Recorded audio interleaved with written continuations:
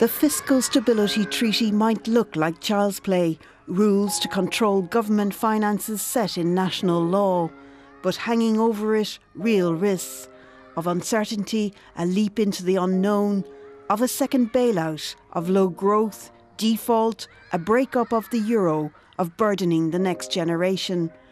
Risks on both sides.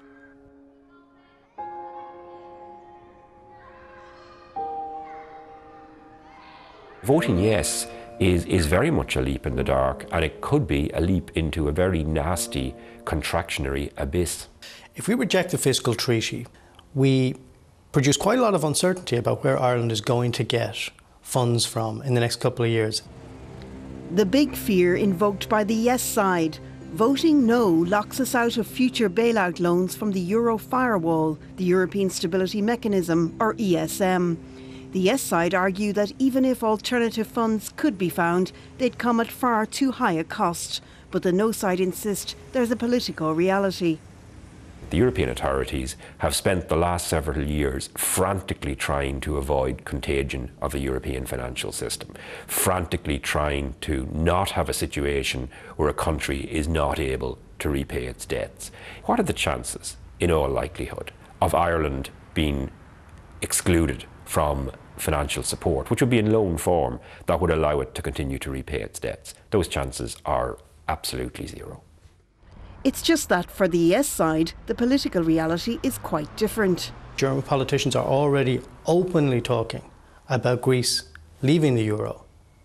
And there's really no reason to think that after Ireland votes no, that we wouldn't be in the same camp in terms of they would be happy to see a sovereign default, be willing to see a sovereign default, and be willing to make preparations for Ireland leaving the euro.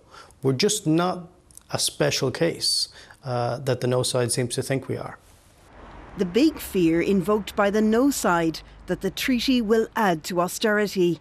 We already have it, of course, and after tomorrow's informal EU leaders' dinner, our austerity diet continues. That's because while growth is back on the global menu, prudence is still there too. Under the bailout, they call it consolidation. To you and me, that's extra cuts and taxes. And between now and 2015, the government's already committed to over €8.5 billion worth of those. On top of that, the no side say that post-2015, when it comes to our underlying deficit, the so-called structural deficit, at least an extra €5.4 billion of austerity is in the offing. The yes side accuse them of scaremongering, but here's where they get the figure from.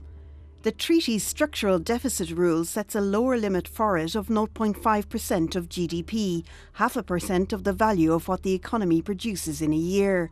In 2015, when the rule kicks in, current forecasts put our GDP at over €178 billion. 0.5% of that would be less than £1 billion. But the forecast for the structural deficit is 3.5%, which would be over €6 billion, a gap between forecast and target of almost €5.4 billion.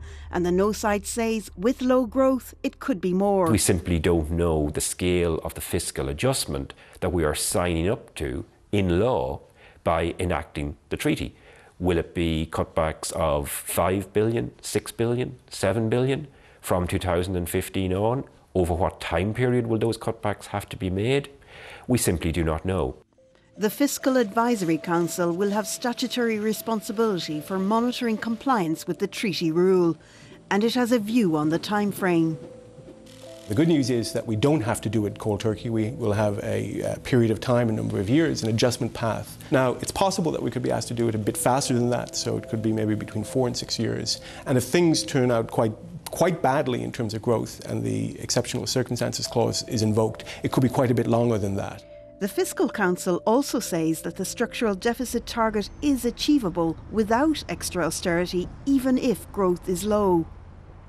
Based on the estimates that we've done, even on conservative assumptions about growth, it should be possible to make the adjustments, to follow that adjustment path down to the 0.5% target without any additional austerity measures being required. That part of the deficit, which is structural, must be met by policy action by the government, which means fiscal adjustments, either spending cuts or tax increases. We would still have to reduce our structural deficit down towards that target, but growth should take care of that. You cannot grow your way out of a structural deficit. You have to take policy actions.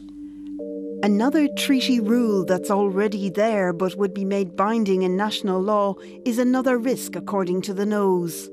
It's the debt rule, under which we must reduce government debt to 60% of the value of what we produce. The rule would kick in at the end of 2018. We would have to bring the ratio of government debt to GDP down towards 60% at an average rate of 1/20th a year. The No side say our debt will way exceed our GDP then, and the cost of bringing that ratio down is a huge risk. The Yes side say we're already subject to that debt rule, and if we get low growth and can't obey it, the rule would be the least of our troubles. That would trigger a return to an excessive deficit procedure, code for fresh EU intervention. It is true that in a low-growth scenario, the requirement to reduce our debt according to the 1/20th rule could be quite demanding. But it's important to note that what not meeting the 1/20th rule does is trigger the excessive deficit procedure. So a program is laid out that over time allows you to move towards compliance. In ordinary circumstances, the 1/20th rule would not be onerous if we were to achieve even moderate growth rates. The problem is, going forward, there is such a level of uncertainty that we don't know that we can achieve that. The Noes argue austerity is stunting growth and government forecasts on it are too optimistic. So what if we don't get growth?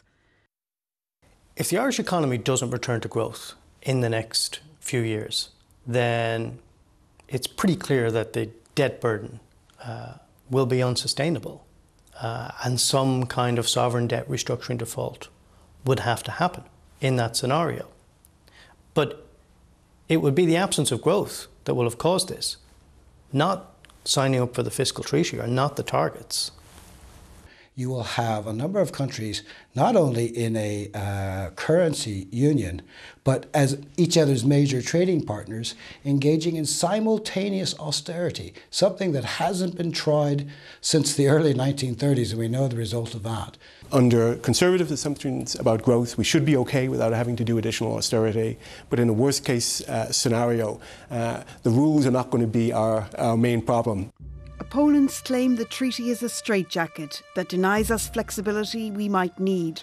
Supporters say we're already bound by most of its rules. They are more flexible than they seem and can take account of exceptional circumstances. If ever there was a case for exceptional circumstances, that would be now. But what is happening? The EU Commission is actually demanding that Spain cut back even further. Similarly with Italy, and what they're doing to Greece is simply melting down the social fabric in that country.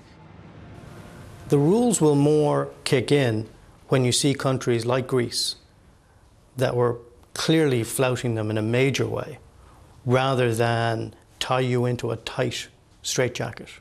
But a clear and present danger is now to the euro itself, a Greek exit and contagion, a risk that the Fiscal Council is prepared to contemplate.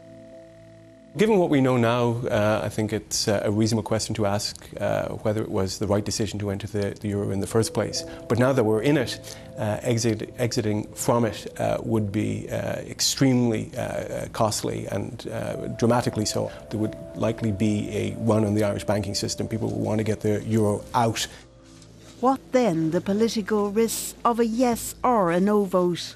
The biggest political risk for voting yes is that we will be stuck with a dead treaty walking, whereby all the Eurozone members have signed up to and have committed to a set of targets which are not only no longer applicable, but are obstacles to resolving the crisis in the Eurozone. So we could be stuck with a zombie treaty. A government that is willing to say no, and a people that are willing to say no and to stand up for their own interests are more likely to get a good deal than somebody who simply goes along with what they're told to do. It's possible you could see a complete unwinding of the euro area and countries like Ireland leaving. I'm not going to say that that can't happen. But if the euro is going to survive and we're going to be part of it, then signing this treaty will be essential for us. Each side is accusing the other of asking voters to take a leap in the dark. But behind the rhetoric, it's clear that in 9 days' time, it's a leap of faith they'll require to win.